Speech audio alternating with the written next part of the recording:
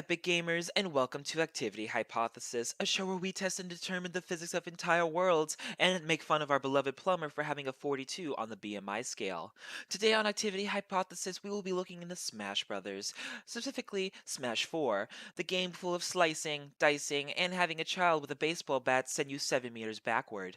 But just how plausible are these scenarios? By using Newton's laws, we can determine just how accurate the world of Super Smash Brothers is. We can also determine just how much force is behind each and every attack. Here at Activity Hypothesis, we predict that the world of Super Smash Bros. Has physics that are consistent and follow all of Newton's laws. To begin our data collection, we needed to figure out just how we were going to do it. We decided that using only one character, we chose Mario, to be the best choice for our test dummy. This way, we could be more accurate and consistent in all of our calculations. Using 4 different characters, we tested out how their moves affected Mario. We wanted to see how much force is being put into each hit or move that was dealt to Mario, and how it fits with Newton's laws of motion. Right off the bat, we can tell that 2 of Newton's laws of motion make sense in this world. The first law, an object at rest will stay at rest unless acted on an unbalanced force, is made obvious by this example. Newton's second law is when it starts to get complicated, though. Newton's third law still needs to be solved. An object can be equal in magnitude, but opposite in direction. And if 2 objects were to collide with each other, the one with the greater force pushes the one with the lesser force back. We can use Newton's second law of motion to see if this law remains constant. First, we start out with the man, the myth, and the legend, Mario. Because of all Smash characters having defined weights, this becomes very easy to do. Using a ruler, we were able to determine how far Mario is launched when hit by 8 different attacks. Using these numbers, we can determine the force that is exerted on Mario. For an example, we'll use Ness's baseball bat move.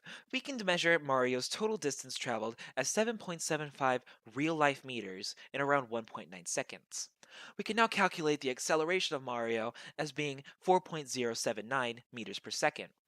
Using the official Smash Bros. Website, we were able to get Mario's official weight, which was 98 kilograms. Very large, thick boy.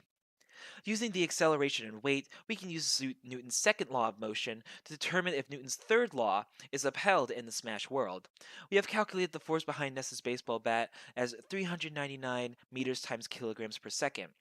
If we repeat this process 7 more times, then we have forces for Bowser's grab having a total force of 1012 meters times kilograms per second, Bowser's dropkick having a total force of 198, Ness's neutral B having a total force of 227, Ness's bat having a total force of 399, Villager's bowling ball having a total force of 408, Villager's tree having a total force of 230, Ganondorf's B having a total force of 539, and Ganondorf's side B having an amazing total of 1,898 meters times kilograms per second.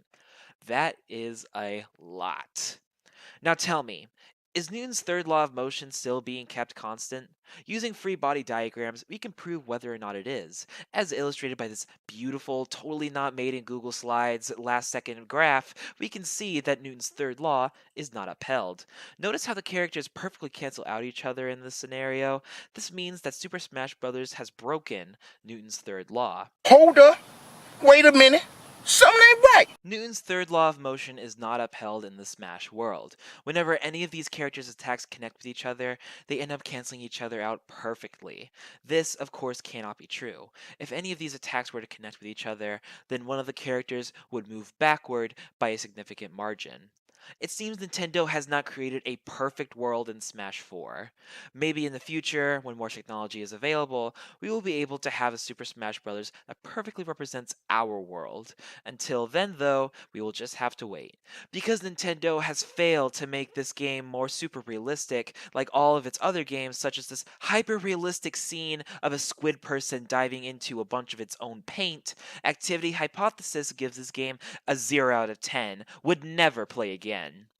Thanks for watching. Hey, lobster!